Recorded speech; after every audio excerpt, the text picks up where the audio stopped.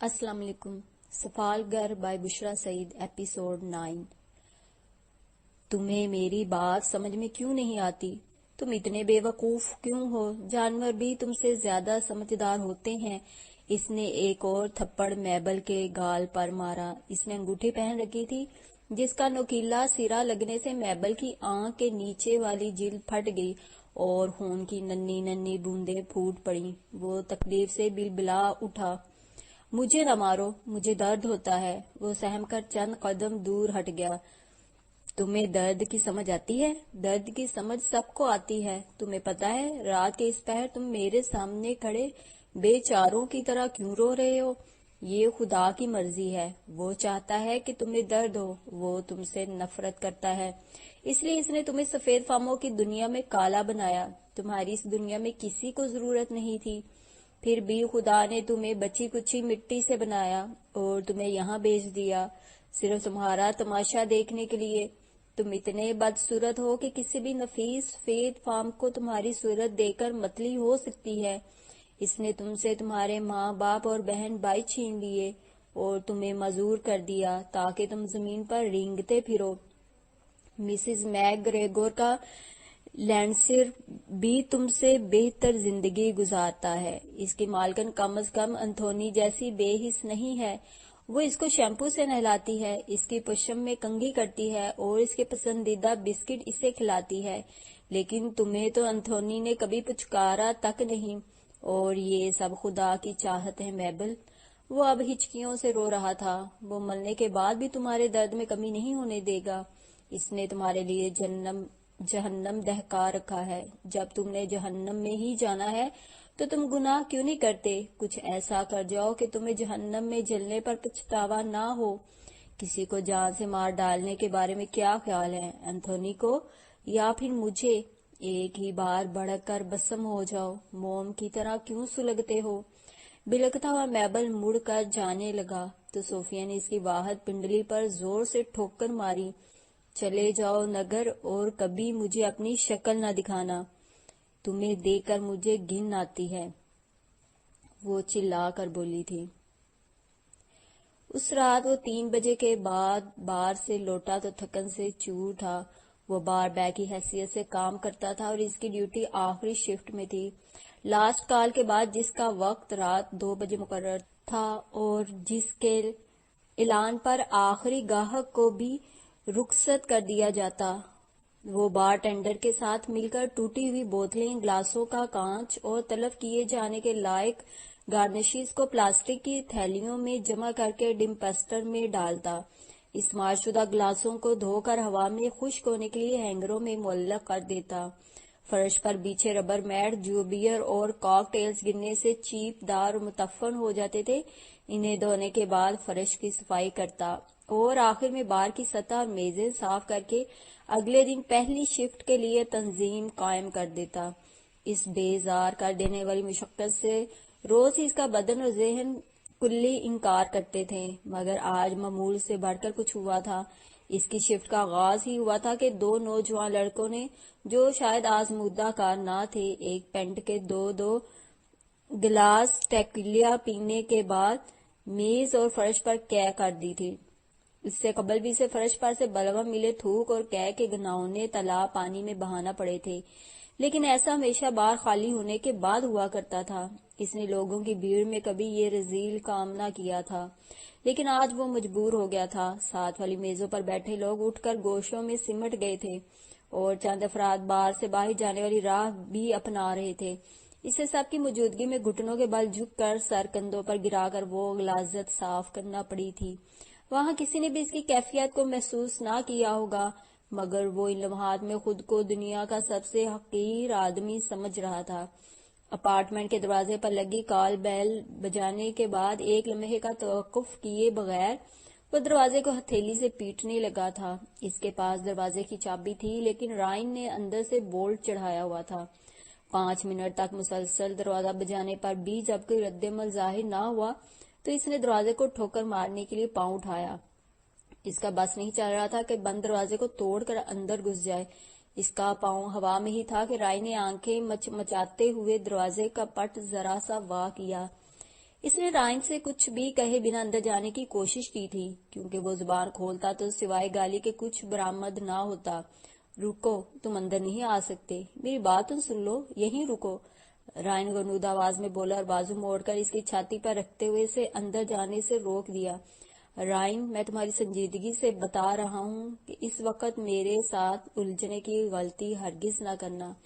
میں کسی بھی حد تک جا سکتا ہوں۔ اس نے رائن کو دھکیلنے کی کوشش کی تھی۔ وہ سوزن آئی ہوئی ہے، وہ تمہاری صحبت کو بالکل پسند نہیں کرے گی، بہت نفیس طبیعت کی ہے، تم سے بو آ رہی ہے، تم کار میں کیوں نہیں سو جاتے؟ رائن سوئی جاگی کیفیت میں بول رہا تھا۔ احمد کا جی چاہا کہ وہ رائن کا دم گھونٹ کر اسے مار ڈالے اور اس نازک تباہ سوزن کا سر کلیننگ سلوشن سے بھیگے ہوئے اپنے بھاری جوتوں سے کچلنے کے بعد عقبی کھڑکی سے چھلانگ لگا کر اس اذیت ناک زندگی کا اختتام کر دے۔ اس نے مٹھی بھینچ کر رائن کے ماتھے پر ضرب لگائی اور چیخ کر بولا، مجھے اس میں کوئی شک نہیں کہ تمہاری ماں کوئی بد کردار عورت تھی، کتیا کے بچے، میں کسی روز تمہیں جان سے مار دوں گا۔ میں تمہارے ساتھ رہنا ہی نہیں چاہتا، میرا سامان باہر نکال دو، میں ابھی کہیں اور چلا جاؤں گا۔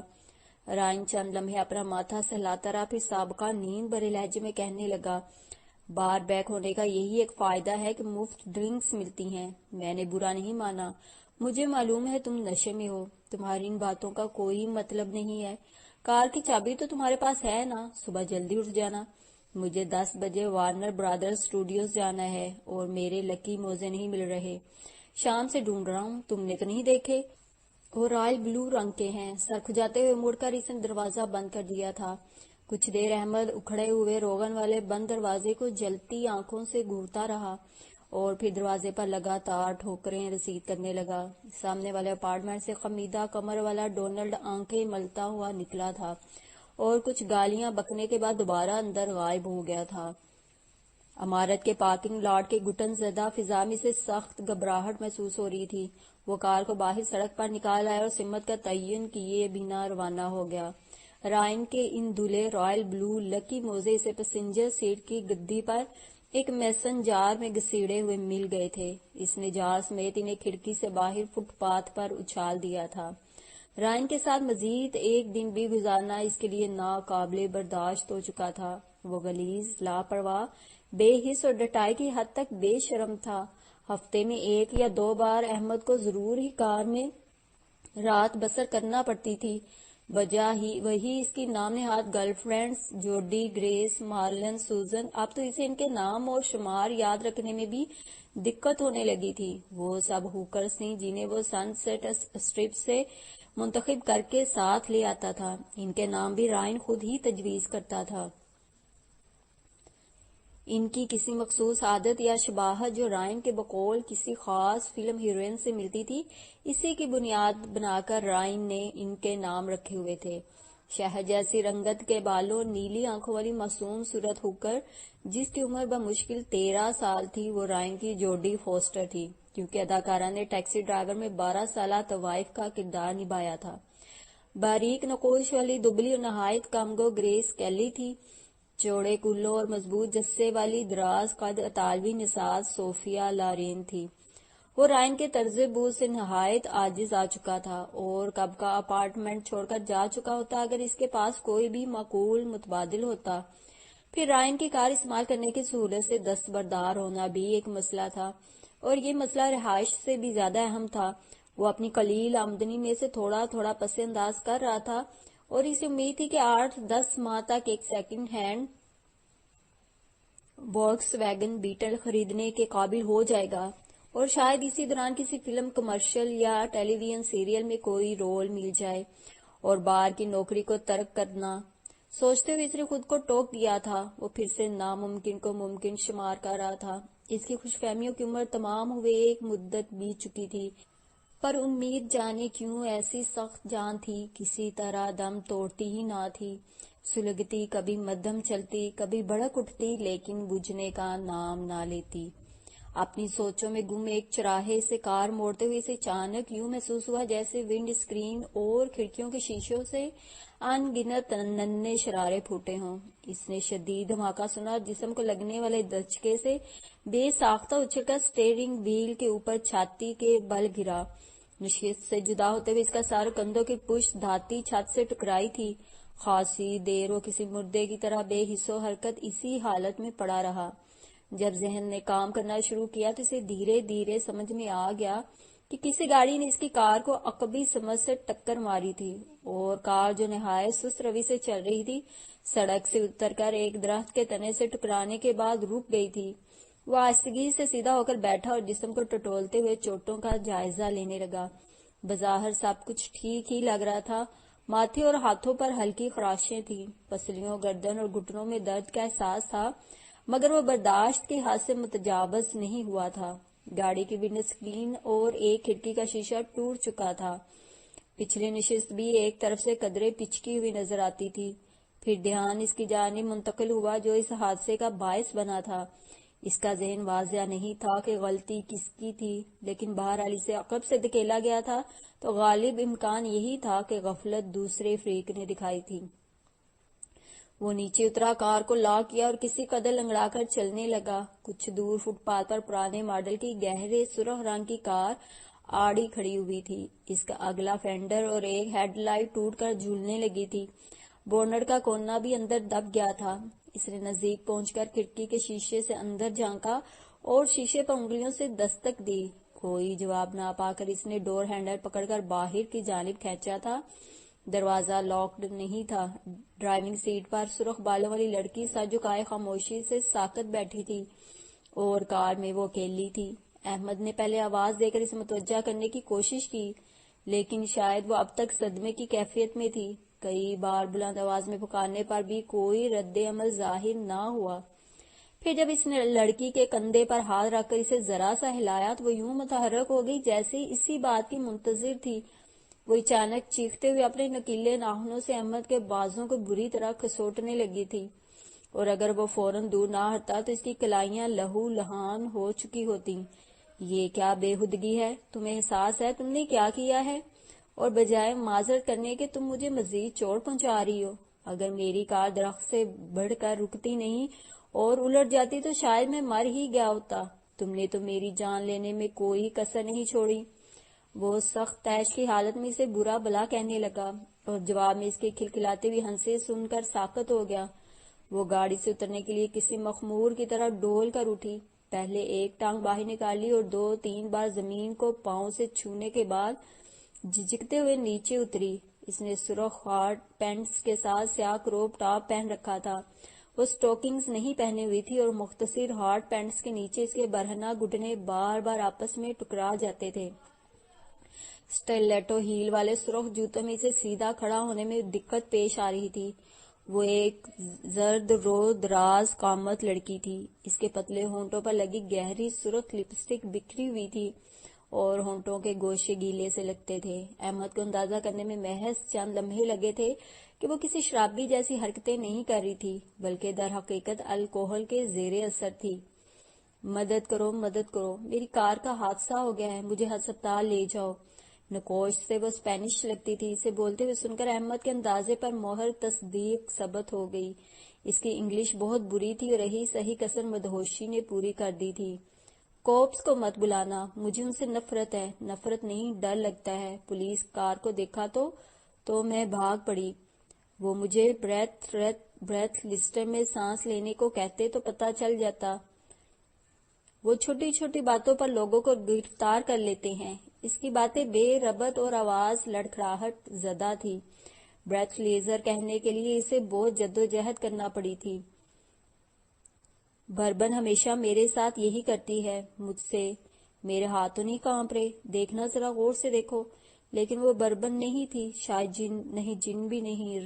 रम पर वो मुफ्त थी, बिल्कुल मुफ्त, एक भी सेंट खर्च नहीं हुआ। वो हंसने लगी और डगमगाती हुई अहमद के पास आ गई। मुझे नींद आई है, तुम्हें पकड़कर सोऊंगी वरना गिर सकती हूँ। वो अपना बदबूदार मुंह इसकी गर्दन घुसाकर इससे लिपटने की कोशिश करने लगी। इसने बफर कर लड़की को परे धकेल दिया था। मैं तुम्हें खुद पुलिस स्टेशन ले चलता हूँ। तुम्हारा नशा वो लोग 1 मिनट में उतार देंगे। तुम जैसे लोगों को जेलों में होना चाहिए, सड़कों पर आजाद घूमने के लायक नहीं हो तुम। इसे मुसलसल हंसते पाकर अहमद ने होंठ बींच लिए थे। इस लड़की से उलझने का कोई फायदा नहीं था। وہ کسی بھی بات کو صحیح مفہوم کے ساتھ سمجھنے سے قاصر تھی، اور احمد سوچ رہا تھا کہ اس معاملے سے کیسے نپٹے۔ اسے اپنے جسم اور کپڑوں سے شراب کی بو آ رہی تھی۔ اس کی آستینے اور ٹراؤزرز کے پائنچے تیز مہک والے سستے صابن کے محلول سے سنے ہوئے تھے۔ وہ ایک بھرپور غسل کی شدید خواہش محسوس کر رہا تھا۔ بے خوابی کے درد سے اس کی آنکھیں جھلستی تھیں۔ اس کا مزمحل بدن ایک آرام دہ بستر مانگ رہا تھا، اور ایسے میں پولیس آفیسرز کی کڑی نگاہوں اور چبھتے ہوئے سوالات کا سامنا کرنا اسے نہایت ناپسندیدہ خیال لگ رہا تھا۔ وہ لاشعوری طور پر ہمیشہ ہی پولیس سے کترایا کرتا تھا، اور ذہنی اور جسمانی کیفیت میں تو سوال ہی نہیں اٹھتا تھا۔ تمہارا پرس کہاں ہے؟ احمد نے اسے کندھوں سے پکڑ کر جھنجھوڑتے ہوئے پوچھا۔ اس میں کتنی رقم ہے؟ میں تمہیں صرف اس صورت میں جاننے دوں گا کہ تم مجھے گاڑی کا ورک شاپ کا خرچ فراہم کر دو، ورنہ دوسرا راستہ سیدھا پولیس اسٹیشن کو جاتا ہے۔ بلکہ جانے کی بھی کیا ضرورت ہے، میں کوپس کو یہیں بلا لیتا ہوں۔ اس نے لڑکی کو خوفزدہ کرنے کی خاطر اس کے منہ پر ایک تھپڑ بھی مار دیا تھا۔ مجھے بے وقوف سمجھتے ہو؟ الکوہل میرے دماغ کو بند نہیں کرتا، میرے شعور کی آنکھیں کھل جاتی ہیں۔ زیادہ چلاک مت بنو، میں سوبر ہوں، دیکھو میں ایک ٹانگ پر کھڑی ہو سکتی ہوں۔ وہ احمد کا کندھا پکڑ کر اچکتے ہوئے ایک پاؤں اٹھانے کی سر توڑ کوشش کرنے لگی۔ اچھا ٹھیک ہے، تم بھی پاؤں اٹھاؤ، اس سے میری حوصلہ افزائی ہوگی۔ کہتے ہیں 2 پاؤں اٹھا کر کوئی کھڑا نہیں رہ سکتا، سب جھوٹ ہے۔ چلو کوئی بات نہیں، میں تمہیں دوسرا ٹیسٹ پاس کر کے دکھاتی ہوں۔ یہ لو، میں اپنی آنکھیں بند کر کے ناک کو انگلی لگا سکتی ہوں، آسان ہے۔ اس نے احمد کی جانب جھکتے ہوئے اس کی ناک کی پھنک کو انگوٹھے اور انگلی کی چٹکی میں پکڑ لی۔ غالباً وہ پہلے کبھی مدہوشی کی حالت میں ڈرائیو کرتے ہوئے کوپس کے ہتھے چڑھ چکی تھی، تب ہی اس کے خوابیدہ شعور میں فیلڈ سوبرٹی ٹیسٹ کی آزمائشوں کا خاکہ چل رہا تھا، جن سے ایسے مواقع پر ڈرائیور کو گزرنا پڑتا تھا۔ تمہاری ناک نہیں، میری ناک تمہارے منہ پر کیوں ہے؟ تمہاری ناک ادھر گئی، تم ناک کے بغیر کیا کرو گے؟ تھپڑ کا اس پر تیل برابر اثر نہ ہوا تھا، وہ مسلسل اول فول بکے جا رہی تھی۔ جھنجھلا کر احمد نے اسے زور سے دھکا دیا۔ میں تمہارے پرس کے بارے میں پوچھ رہا ہوں، مجھے اپنے نقصان کی قیمت چاہیے، ٹھیک ہے؟ تم رہنے دو، میں خود ہی لے لیتا ہوں، اس نے ڈرائیور سائیڈ کے کھلے ہوئے دروازے کو دیکھتے ہوئے کہا تھا۔ میں کوپس کو بلاؤں گی، تم ظالم ہو، میں تمہارا ڈرائیونگ لائسنس منسوخ کروا دوں گی۔ ایک پولیس آفیسر میرا دوست ہے، پر شاید ایسا فلم میں تھا، مجھے یاد نہیں آ رہا۔ وہ گھٹنوں اور کونیوں کے بل رینگتی ہوئی اس کے پیچھے آنے لگی۔ میرے پرس میں بڑی مزیدار چیزیں ہیں، میں تمہیں بھی دوں گی، تم دکھی ہو، تمہیں غم بھولنے کی ضرورت ہے، ڈرو مت، میں تمہیں دوں گی جادو کی چیزیں۔ اس نے احمد کے پیروں کے قریب فٹ پاتھ پر بیٹھتے بیٹھتے بازو لمبا کر کے ڈرائیونگ سیٹ کے نیچے سے ایک لیڈیز بیگ نکالا اور اس میں ہاتھ ڈال کر کچھ تلاش کرنے لگی۔ کچھ دیر بعد اس نے ایک درمیانے حجم کی بوتل جو کسی قسم کے لیبل سے آری تھی نکال کر احمد کو تھما دی تھی۔ پیو، یہ تمہاری ہمدرد ہے، دوست ہے، سب کی دوست ہے۔ احمد نے چند لمحے سوچنے کے بعد بوتل کا ڈھکن ہٹایا اور دانے کو ناک سے قریب کرتے ہوئے سونگھا۔ شاید وہ وسکی تھی، البتہ وہ یقین سے نہیں کہہ سکتا تھا کہ وہ اسکاچ تھی یا بربن۔ وہ کبھی کبھار کاکٹیلز تیار کرنے میں بار ٹینڈر ایلون کا ہاتھ بٹایا کرتا تھا، لیکن ایلون کی طرح محض رنگ، کثافت اور بو سے شرابوں میں تمیز کرنے کی قابلیت اس میں نہیں تھی۔ کاکٹیلز میں سے وہ صرف مارٹینی پیا کرتا تھا۔ اس کی انتخاب کی وجہ کیری گرانٹ تھا۔ مارٹینی کیری گرانٹ کا پسندیدہ کاکٹیل تھا۔ اس نے ہچکچاتے ہوئے بوتل میں سے ایک چھوٹا سا گھونٹ لیا، ذائقہ نہایت تلخ تھا۔ اسے حلق میں شدید جلن محسوس ہوئی، لیکن وہ اسے پینے کا فیصلہ کر چکا تھا۔ اپنے شکستہ اعصاب کو پرسکون کرنے کے لیے اسے آسرا درکار تھا۔ اس نے ہاتھ پکڑ کر سرخ بالوں والی کو کھینچا اور گاڑی کے اندر دھکیل کر خود پیسنجر سائیڈ کے دروازے سے داخل ہو کر نشست پر نیم دراز ہو گیا۔ دوسرا گھونٹ بھرتے ہوئے اس نے ونڈو اسکرین سے باہر آسمان کی جانب دیکھا۔ پو پھٹنے میں کچھ ہی دیر باقی تھی۔ آسمان کی سیاہی مدھم پڑ کر نیلگم سرمئی ہو چلی تھی۔ اس نے گاڑی شراب کو تالو پر سے زبان کے ساتھ چاٹا اور تیسرا گھونٹ حلق سے نیچے دھکیلا۔ لڑکی ہسپانوی میں مسلسل کچھ بڑبڑا رہی تھی، لیکن احمد نے اس کے آواز پر دھیان دینا بند کر دیا تھا۔ ایک دھند سی تھی جو اس کے حواس پر غلاف کی طرح لپٹ رہی تھی۔ نصف بوتل اپنے اندر انڈیلنے کے بعد اس کا سر چکرانے لگا اور زوردار ابکائی آئی۔ اسے لگا اس کے معدے میں موجود ہر شے باہر ابل پڑے گی، شرمپس میں جو اس نے گمو سوپ کے ساتھ کھائے تھے اور براؤنیز کا ٹکڑا بھی۔ اسے اپنے مہنگے ڈنر کے ضائع ہونے کا افسوس ہونے لگا، لیکن اسے قے نہیں ہوئی تھی۔ تھوڑا سا وقفہ دے کر اس نے ایک اور گھونٹ لیا تھا۔ اچانک اسے ہنسی آ گئی۔ تم نے رائن کی کار توڑ دی، اچھا کیا، میرا دل بھی یہی کرتا تھا۔ توڑ دی، تم نے توڑ دی، سب کچھ توڑ ڈالو۔ یہ کوئی ہنسنے والی بات نہیں تھی، لیکن جانے کیوں اسے ہنسی آ رہی تھی۔ پھر اسے ایک خیال سوجا اور وہ اسے دلچسپ لگا۔ ساتھ والی سیٹ پر ٹانگیں پسار کر بیٹھی ہوئی لڑکی کے سر میں دپ مار کر وہ اسے گالیاں دینے لگا تھا۔ وہ جواب میں کچھ بولی تھی پر اس نے سنا نہیں۔ ان سب لوگوں کے نام جن کی طرف سے اسے استراداد کی ذلت سہنا پڑی تھی، یاد کر کے وہ انہیں گالیاں دینے لگا۔ وہ کسی ایک کا نام پکارتا، حلق کی پوری طاقت سے چلاتے ہوئے اسے غلیظ گالیاں دیتا اور پھر کوئی دوسرا نام یاد کرنے کے لیے دماغ کو کھنگالنے لگتا۔ حیرت کی بات تھی کہ ایسا کرتے ہوئے اسے مزہ آ رہا تھا۔ اس کے اندر ایک بے عنوان خوشی پھیل رہی تھی۔ ہسپانوی لڑکی نے پرس میں سے پلاسٹک کی چھوٹی سی شفاف تھیلی برآمد کی تھی، جس میں زردی مائل سبز اور مدھم بھورے رنگ کی پتیاں، ڈنٹھل اور تنکے بکھرے تھے۔ احمد نے آنکھیں پھیلا کر تھیلی کو نزدیک سے دیکھا۔ وہ خشک گھاس نما ان پتوں کو پہچانتا تھا۔ وہ ماری جوانا کا پیکٹ تھا۔ اس نے جیل میں بعض قیدیوں کو ماری جوانا کے جوائنٹ پیتے یا بونگ کے ذریعے اسے استعمال کرتے دیکھا تھا۔ اب وہ رولنگ پیپر کے 2 پرزوں کو گھٹنوں پر رکھ کر سگریٹ کا تمباکو اور تھیلی کے اجزاء کو ان پر ڈھیر کر رہی تھی۔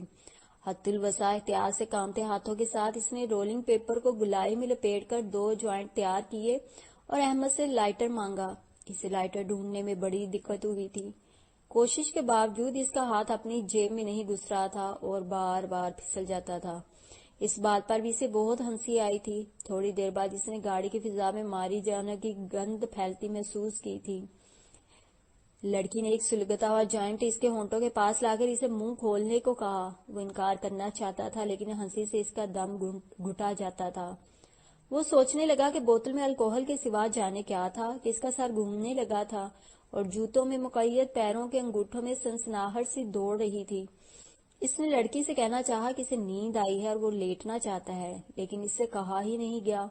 وہ اس قدر تھک چکا تھا کہ اسے زبان بھی ہلائی نہ جاتی تھی۔ وہ لڑکی تو ہسپانوی بولے جا رہی تھی اور احمد کی زبان سے خاص واقفیت نہیں تھی۔ اس سے کچھ کہنے کا فائدہ بھی کیا تھا؟ بس میں خاموش رہوں گا اور میں مسکراتا بھی نہیں۔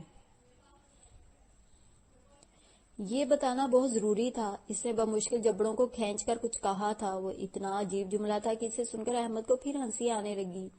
حالانکہ وہ اپنی ہنسی سے اکتا چکا تھا، پر وہ جملہ ہی ایسا مضحکہ خیز تھا۔ وہ حشیش کیوں پیئے جرمونا لڑکی؟ یہ جرمونا کیا ہوا؟ اسے یہ مزیدار نام سوجا۔ کیسے؟ جرمونا، جیریمونا، موری جانا۔ کہتے ہوئے اس کے منہ سے دھواں اٹھا تھا۔ آس پاس کتنا دھواں تھا، کیف آور دھواں، شاید سموک کار کے اندر گھس آئی تھی۔ اس نے کھڑکی کھول کر دھوئیں کو باہر نکالنے کا ارادہ کیا، لیکن اسے اپنا ہاتھ ہی نہیں ملا۔ خوف کے ساتھ اس پر منکشف ہوا کہ گھٹنوں کے نیچے اس کی ٹانگیں بھی نہیں تھی، البتہ پیر موجود تھے۔ کوئی بات نہیں، وہ چل تو سکتا تھا نا۔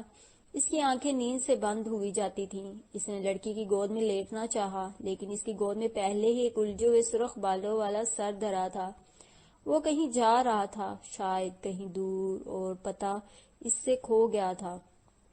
میں وہاں پہنچوں گا کیسے؟ کہیں میں گم نہ ہو جاؤں۔ مجھے دیر ہو گئی تو وہ کردار کسی اور کو مل جائے گا، لیکن میں ایکسٹرا نہیں ہوں۔ وہ متفکر ہوا۔ سورج اس کی آنکھوں کے بالکل پاس تھا۔ اس نے ہاتھ رکھ کر آنکھوں کو ڈھانپنا چاہا۔ کسی نے اس کے ہاتھ پکڑ رکھے تھے، اسے کھینچ کر کہیں لے جایا جا رہا تھا۔ وہ جیل میں قدم نہیں رکھے گا۔ وہاں اسپیگٹی نہیں ملتی تھی۔ کوئی بچہ روئے جا رہا تھا۔ وہ چپ کیوں نہیں ہوتا تھا؟ اب تو روشنی بھی آنکھوں میں نہیں چبھ رہی تھی۔ شاید شام ہو گئی تھی۔ وہ اسٹریٹ واکر اس کے کان میں سرگوشی کر رہی تھی۔ اس کے پاس رقم نہیں تھی۔ جب تک اس نے کار نہ خریدی وہ ہوکرز پر رقم ضائع نہیں کرے گا۔ اس لڑکی کی ٹانگیں کس قدر لمبی تھیں؟ اتنی لمبی ٹانگوں والی لڑکی رائن کی سوئنگر میں کیسے بیٹھے گی؟ اور وہ کیسی لاپرواہ تھی؟ اس سے بچے کو تو خاموش کروانا چاہیے تھا۔ اس کی آنکھوں پر اتنا بوجھ تھا کہ پپوٹے کھولنے کے لیے اسے سخت مشقت کرنا پڑی تھی، بلکہ ذرا سی جدا ہونے پر اس نے دوبارہ آنکھیں میچ لی تھی۔ روشنی کسی تیز دھار چاقو کی انی تھی جو اس کی پتلیوں کو چیر رہی تھی۔ اس کی کنپٹیاں درد سے بھری تھیں۔ زبان میں بھی اکڑن تھی اور اس پر لسلسا ریتلا سواد چپکا تھا۔ کانٹوں سے اٹے ہوئے حلق کو تر کرنے کی خاطر اس نے تھوک کا گھونٹ نگلا تو کسیلے ذائقے سے اسے کراہت آئی۔ پیٹ کے نچلے حصے میں سخت کساوٹ تھی اور وہاں کوئی بد مزہ شے کلبلا رہی تھی۔ یکدم اٹھ کر اس نے بستر سے نیچے اترنا چاہا اور لڑکھڑا کر فرش پر ڈھیر ہو گیا۔ اسے الٹی آ رہی تھی۔ کیا کرتے ہوئے بدن کے سارے مساموں سے پسینہ پھوٹ پڑا اور آنکھوں سے پانی بہنے لگا۔ اس نے ایک ہاتھ کا لمس اپنے بالوں میں محسوس کیا تھا۔ وہ سرخ بالوں والی ہسپانوی لڑکی تھی۔ اسے رات کی روداد یاد آنے لگی۔ لڑکی کا ایک ہاتھ اس کی کمر پر تھا اور دوسرے ہاتھ سے اس کی گردن کی پشت کو دبوچے وہ اسے اٹھنے پر آمادہ کر رہی تھی۔ وہ اتنی اونچی آواز میں بول رہی تھی کہ احمد کو اپنے کانوں کے پردے پھٹتے ہوئے محسوس ہوتے تھے۔ وہ اس کے ساتھ گھسٹتا ہوا ایک ادھ کھلے دروازے کی طرف بڑھنے لگا۔ اس کے پاؤں بے حد وزنی تھے اور انہیں اٹھا کر زمین پر دھرنا ایک صبر آزما کام تھا۔ وہ کمرہ دراصل باتھ روم تھا۔ نلوں سے گرتا ہوا پانی نہایت پرشور آواز کے ساتھ باتھ ٹب کے داغدار پیندے سے ٹکرا کر چھینٹے اڑا رہا تھا۔ لڑکی نے قوت کے ساتھ اسے دھکیلتے ہوئے اس کا سر یخ ٹھنڈے پانی کی موٹی دار تلے دبا دیا تھا۔ اس کا سانس الٹنے لگا۔ اس نے خود کو آزاد کروانے کی کوشش کی تھی۔ اس کے اعضاء میں مزاحمت کی سکت ہی نہیں تھی۔ چند لمحوں بعد اس نے کھولتے ہوئے گرم پانی کو اپنے سر پر بہتے ہوئے محسوس کیا تھا۔ اس نے ہاتھ پاؤں مار کر اپنا سر پانی کے نیچے سے نکالنے کی ایک اور صحیح کی۔ کچھ پانی اس کے کھلے ہوئے منہ اور ناک کے ذریعے حلق میں بھی چلا گیا تھا۔ خاصی دیر بعد اس نے گردن اور سر پر سے ہاتھوں کا دباؤ ہٹتے ہوئے پایا تھا۔ لڑکی نے تولیے سے اسے خشک کرتے ہوئے پوچھا تھا کہ وہ کیسا محسوس کر رہا تھا، تو اس نے جواب میں کہا، خاصا بہتر۔ بیڈ پر دیوار کا سہارا لے کر بیٹھنے تک واقعی اعصاب کے بوجھل پن میں کمی ہو چکی تھی۔ کن پٹیوں میں ہونے والا درد تقریباً انکا ہو گیا تھا اور پپوٹے پہلے جیسے بھاری نہ رہے تھے۔ گردن ڈھلکا کر اس نے آس پاس نظریں گھمائیں۔ وہ ایک مختصر اور بے ترتیب کمرہ تھا۔ کھڑکی کے ذرا سے ہٹے ہوئے پردے کی اور سے اس نے باہر اترتی شام کو دیکھا اور حیران ہوا۔ وہ کتنا وقت سویا رہا تھا یا مدہوش رہا تھا اسے یاد نہیں تھا۔ رائن کو آج وارنر برادرز اسٹوڈیوز جانا تھا۔ اس کے اور سوئنگر کے یوں غائب ہو جانے پر وہ سخت کوفت میں مبتلا رہا ہوگا۔ جانے وہ لڑکی اسے کہاں لے آئی تھی اور اس حالت میں اسے ڈرائیونگ کیسے کی ہوگی۔ ایک آواز سن کر اس کی توجہ کھڑکی کے قریب دیوار کے ساتھ رکھے کارڈ کی طرف منتف ہوئی۔ ایک بچہ کارڈ میں لیٹا ہاتھ پاؤں ہلا رہا تھا۔ اس کی عمر بمشکل 1.5-2 ماہ ہوگی اور شاید وہ لڑکی تھی۔ اس کے نقوش سے ایسا ہی تاثر ابھرتا تھا، تو وہ اس کے رونے کی آواز تھی جو اسے پریشان کر رہی تھی۔ پھر احمد نے ہسپانوی لڑکی کو دروازہ کھول کر اندر آتے دیکھا۔ اس کے ہاتھ میں کانچ کا گلاس تھا جس میں اس کے بالوں کی رنگت سے ملتا جلتا سیال بھرا ہوا تھا۔ اسے پی لو۔ احمد نے ہاتھ بڑھا کر گلاس لے لیا تھا۔ کیا ہے یہ؟ ہینگ اوور میں اس سے بڑا فاقہ ہوتا ہے، تم بس خاموشی سے پی جاؤ، تمہیں اچھا لگے گا۔ الکوہل چکھنے کے تصور سے ہی احمد کو نفرت ہو رہی تھی، لیکن اس کے گلے میں کانٹے چبھ رہے تھے اور معدے میں آگ سی دہکی ہوئی تھی۔ جی کڑا کر کے اس نے گھونٹ گھونٹ تیز ذائقے والا مشروب اپنے اندر اتار لیا تھا۔ لڑکی نے بات شروع کی، تم میرے لیے اجنبی نہیں ہو۔ میں نے پچھلے سال تمہیں سانتا کلاز پریڈ میں دیکھا تھا اور تب میرے سر پر ایرس کا مجسمہ معلق تھا۔ میں اس کے محبت بھرے پروں کے سائے میں تھی۔ اس نے موآ کا بان مجھ پر آزمایا۔ میں تب ہی تمہاری محبت میں مبتلا ہو گئی تھی اور اس وقت سے تمہیں ڈھونڈتی پھر رہی ہوں۔ میں نے تمہیں ہالی ووڈ بلیورڈ اور سن سیٹ بلیورڈ کے آس پاس کے علاقوں میں بہت تلاش کیا، لیکن تم ملے ہی نہیں اور آج قسمت نے ہمیں خود ملا دیا۔ میں بہت خوش ہوں۔ چاہے احمد اس وقت بھی بلڈی میری کے دیے ہوئے خمار میں تھا، لیکن اسے بالکل بھی شبہ نہیں تھا کہ لڑکی کی بات سچ ہو سکتی تھی۔ میں پچھلے سال کرسمس پریڈ میں نہیں گیا تھا، اس نے تردید کی۔ تو اس سے پچھلے سال گئے ہوگے۔ محبت میں وقت کا حساب رکھنا ممکن ہی کہاں ہے۔ اس نے اپنی ابری ہوئی ہنسلی کی ہڈی کو انگلیوں کی پوروں سے چھوتے ہوئے کہا، میں کبھی بھی اس پریڈ میں شریک نہیں ہوا، کسی بھی سال نہیں۔ تو پھر وہ تمہارے جیسا کوئی ہوگا، لیکن اس نے چند لمحوں کا توقف کیا۔ تمہارے جیسا کوئی اور کیسے ہو سکتا ہے؟ تم تو صرف ایک ہی ہو اور تم میرے ہو۔ احمد کو لگا وہ جیسے لڑکی اب بھی نشے میں تھی۔ وہ البا مارسلو تھی، کچھ سال قبل پامپلونا سے لاس اینجلس آئی تھی۔ احمد کی طرح اسے بھی اداکاری کا اور شہرت کا شوق یہاں کھینچ لایا تھا۔ وہ چند غیر اہم فلموں میں ایکسٹرا کے طور پر کام کر چکی تھی اور اس کی جز وقتی ملازمت ڈاؤن ٹاؤن لاس اینجلس میں ایک ڈپارٹمنٹ اسٹور کے لیے ماڈلنگ کرنے کی تھی، لیکن کچھ ماہ پہلے کسی معمولی کوتاہی کو بنیاد بنا کر اسے ماڈل کی حیثیت سے محروم کر دیا گیا تھا، اور ان دنوں وہ صرف اپنے ایکٹنگ کیریئر پر دھیان دے رہی تھی۔ وہ بچی صوفیہ البا کی بہن کی بیٹی تھی، جس کی پیدائش کے محض 2 ہفتے بعد اس کے ماں باپ ایک روڈ ایکسیڈنٹ میں ہلاک ہو گئے تھے، اور اب اس کی ذمہ داری البا کے سپرد تھی۔ احمد نے سوچا کہ البا اور اس کی مرد بھیڑ ون نائٹ سٹینڈ ثابت ہوگی، مگر اس کا قیاس درست نہیں تھا۔ اگلی رات 2 بجے بار ٹینڈر ایلون کے جانے کے بعد جب وہ اکیلا ہی صفائی کا کام نپٹانے میں مگن تھا تو گارنشز میں سے باسی پھل علیحدہ کرتے ہوئے اسے فرش پر گونجتی اونچی ایڑی کی ٹک ٹک سنائی دی تھی۔ اس نے سر اٹھایا اور البا سے بار کے سامنے ایک سٹول پر بیٹھنے کے لیے جھکتی ہوئی نظر آئی۔ کچھ لمحوں کے لیے وہ ساکت ہو گیا تھا۔ تمہیں یہاں کا پتہ کیسے معلوم ہوا؟ البا نے باؤل میں سے چیری کا خوشہ اٹھا کر منہ میں ڈالا اور اسے چبائے بغیر زبان کی مدد سے گال میں گھماتے ہوئے بولی، تمہارا ڈرائیونگ لائسنس، تمہارا آئی ڈی، تمہاری بار کا تشہیری کارڈ، سب کچھ تو تمہاری جیبوں میں تھا، پھر بھی پوچھ رہے ہو؟ کونیاں بار کی سطح پر رکھ کر وہ آگے کو جھکی اور تب احمد نے عین اوپر جلتے ہوئے گلوب کی تیز روشنی میں دیکھا کہ البا کے بالوں کی اصل رنگت سرخ نہیں تھی، اس کی پیشانی کے قریب چند لٹیں بھوری تھیں، اس نے بالوں کو رنگا ہوا تھا۔ مجھے ایک بلڈی میری مل جائے گی، کاکٹیلز میں سب سے زیادہ پسند ہے مجھے، لیکن میں اس کی قیمت ادا نہیں کروں گی، یہ ہاؤس کی طرف سے ہوگا۔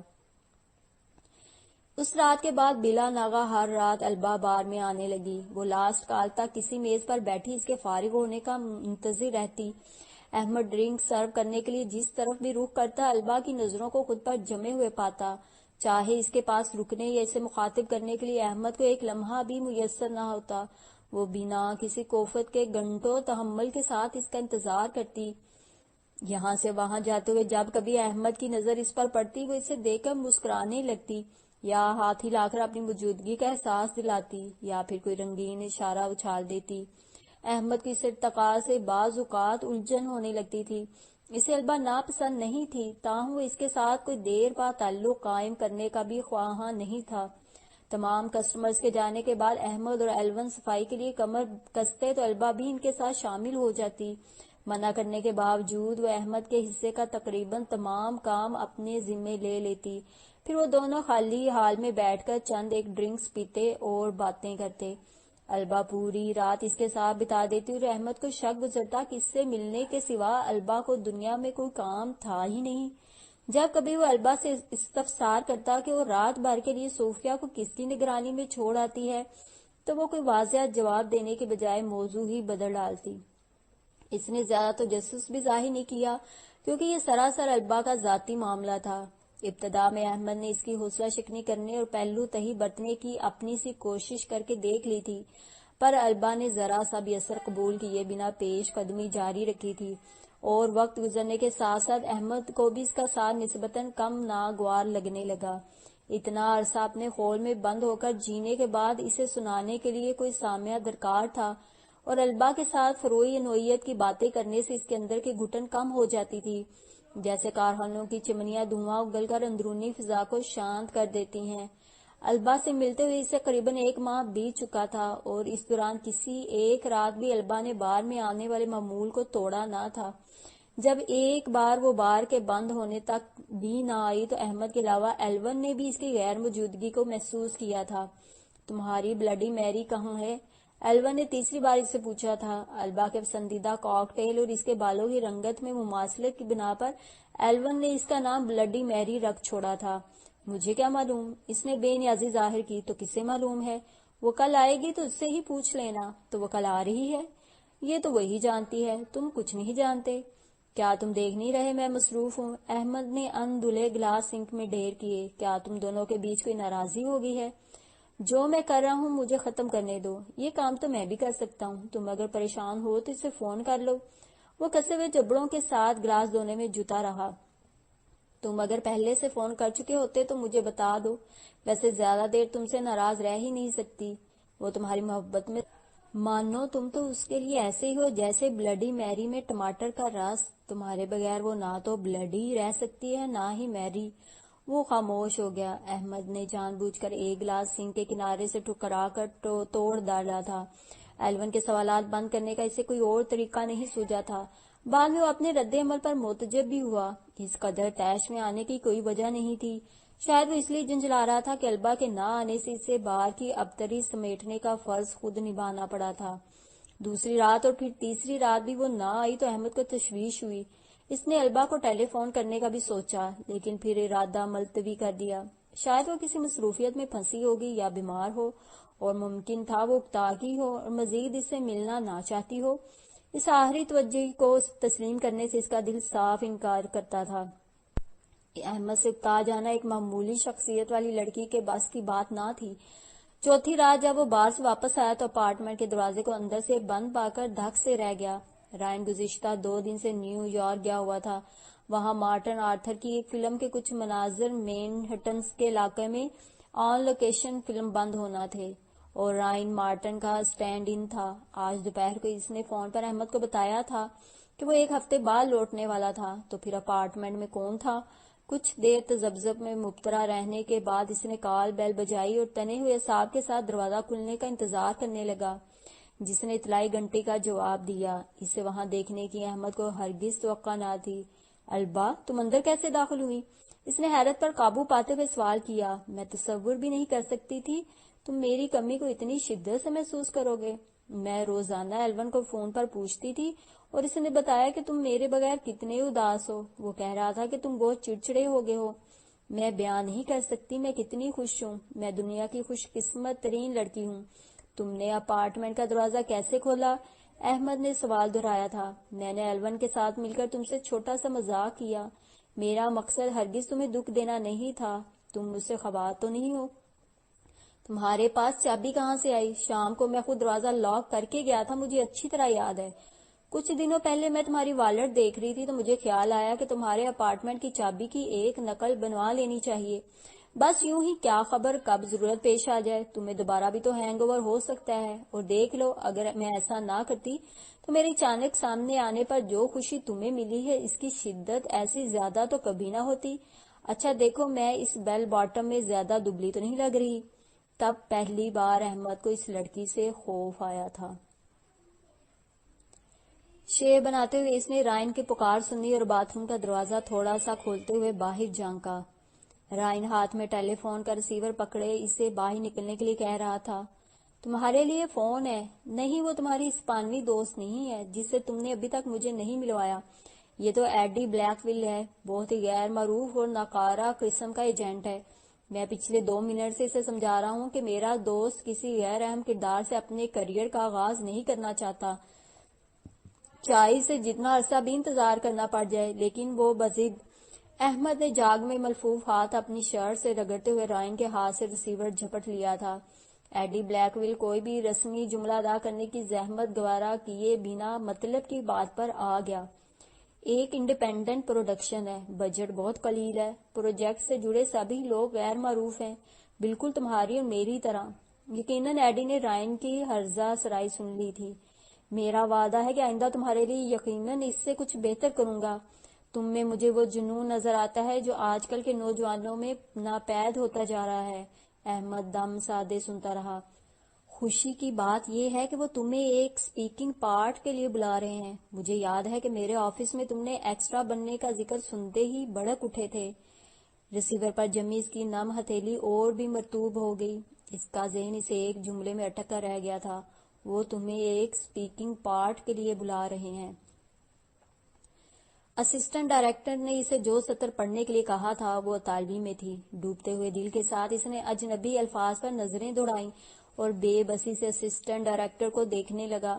تمہیں اطالوی پڑھنا نہیں آتی؟ احمد کی خاموشی کو محسوس کر کے اس نے پوچھا تھا۔ وہ اسے کیا بتاتا کہ اس کے اٹالین مقامی ریسٹورانوں کی فہرستوں میں لکھے اطالوی کھانوں کے ناموں تک ہی محدود تھی، اور یہ کہ پڑھنے کے علاوہ اسے اطالوی بولنا بھی نہیں آتی تھی۔ وہ اسسٹنٹ ڈائریکٹر کے ہونٹوں سے برآمد ہونے والے اگلے فقرے کی بنت کرنے لگا۔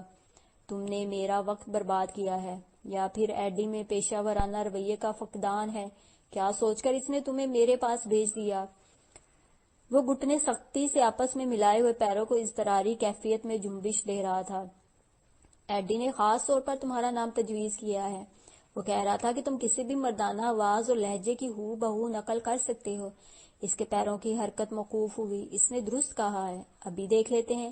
میں تمہیں ایک ٹیپ شدہ آواز سنوا رہا ہوں، مجھے اس کی نقل کر کے سناؤ، پھر مجھے طے کرنے دو۔ ٹھیک ہے۔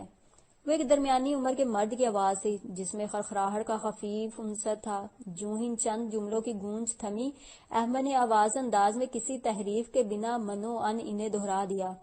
اگر سامنے بیٹھا شخص متاثر ہوا بھی تو تھا، اس نے اپنے تاثرات سے ظاہر نہیں ہونے دیا۔ اچھا، اب میرے پیچھے سے اطالوی جملے کو دہراؤ، لیکن آواز مورگن کی طرح ہی رکھنا۔ تو آواز کے مالک کا نام مورگن تھا۔ وہ مختصر اور آسان سا فقرہ تھا۔ احمد کو مورگن کے لب و لہجے میں اسے ادا کرنے میں کوئی دقت پیش نہیں آئی تھی۔ اسسٹنٹ ڈائریکٹر نے گردن کو خم دیا اور کرسی کی پشت سے ٹیک لگا لی۔ پھر وہ احمد کو اس کا کردار سمجھانے لگا جو ایک قاتل کا تھا۔ وہ مجسم سماعت بن گیا۔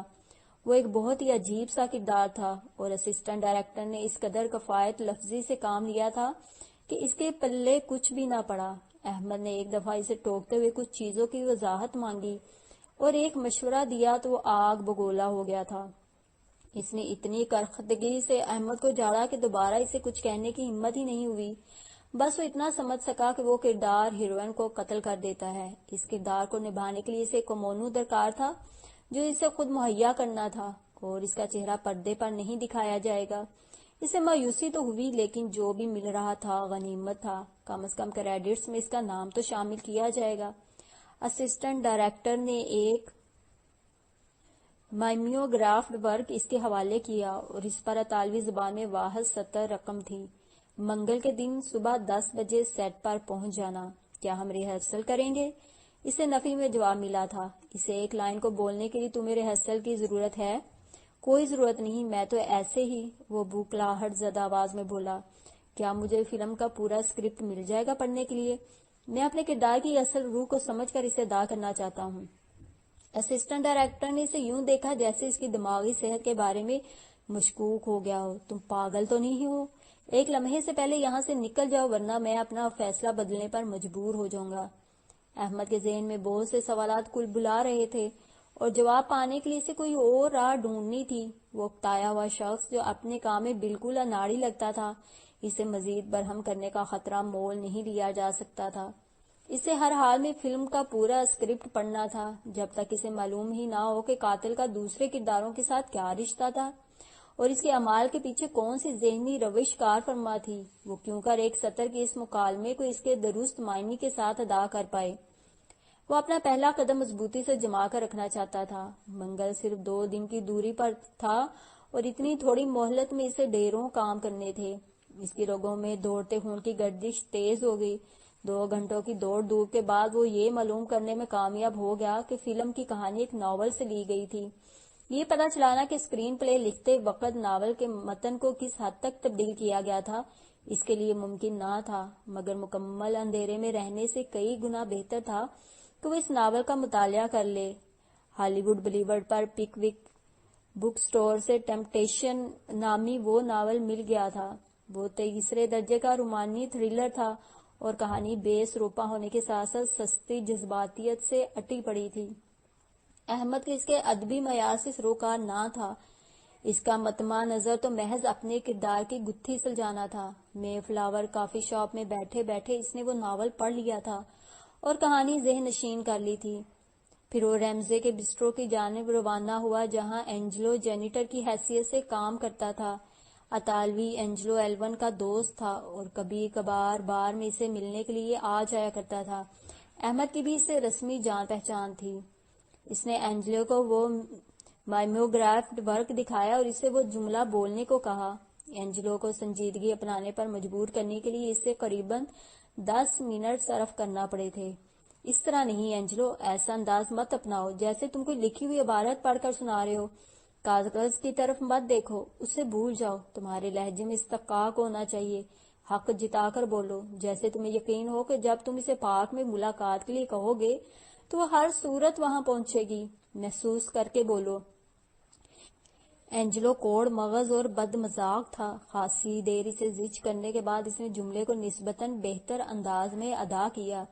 احمد نے متعدد بار اس کے سامنے الفاظ کو دہرا کر اپنے اطالوی تلفظ کی درستی کا اطمینان کیا تھا۔ اس کی اگلی منزل استعمال شدہ ملبوسات کی دکانیں تھیں۔ رات کی تاریکی گہری ہونے لگی تھی جب اسے ایک فرسودہ کمونو کرائے پر دستیاب ہو سکا۔ پہلی نظر میں ہی احمد نے بھڑکدار رنگوں والے اس کمونو کو ناپسند کیا تھا، مگر اس پر سمجھوتے کے سوا چارہ نہیں تھا۔ اس نے ناول میں بیان کردہ خاکے سے ملتا جلتا مکھوٹا بھی حاصل کیا اور آخر میں فلورسٹ کے پاس پہنچا۔ قاتل کو کون سا پھول ہیروئن کو دینا چاہیے تھا؟ ایسی صورت میں جب وہ مکھوٹے سے منہ ڈھانپ کر خود کو اس کا محبوب ظاہر کر رہا تھا۔ اس نے انتخاب کے لیے پھولوں پر نظریں دوڑائیں۔ ہر پھول کی اپنی ایک زبان تھی۔ آئرس جو دیوتاؤں کا پیغمبر تھا، بسنتی گلاب، میں تمہارے بغیر جی نہیں سکتا، گلابی کارنیشن، میں تمہیں کبھی فراموش نہیں کروں گا۔ وہ سوچ میں پڑ گیا۔ بالآخر اس نے کاسنی گلوکسینیا کو منتخب کیا۔ وہ پھول پہلی نظر میں محبت کی تجسیم تھا۔ اس نے چہاروں طرف جلتے بجھتی روشنیوں کے جگنوں کو رات کی سیاہ پوشاک پر چمکتے ہوئے دیکھا اور ایک طویل سانس سینے کی تہہ سے کھینچ کر فضا کے سپرد کی۔ وہ آئندہ صبح ریہرسل کرنے کی تمام تیاری مکمل کر چکا تھا۔ بار کی طرف جاتے ہوئے اسے ایک بک سٹور جہاں پرانے پلے بوائے فروخت ہوتے تھے کی کانچ کی دیوار پر مارلن منرو کا نیوڈ پوسٹر چپکا ہوا دکھائی دیا اور اسے وہ خواب یاد آیا جس نے اسے ہالی ووڈ آنے پر مجبور کیا تھا۔ شاید اس خواب کی تعبیر کا وقت شروع ہو چکا تھا۔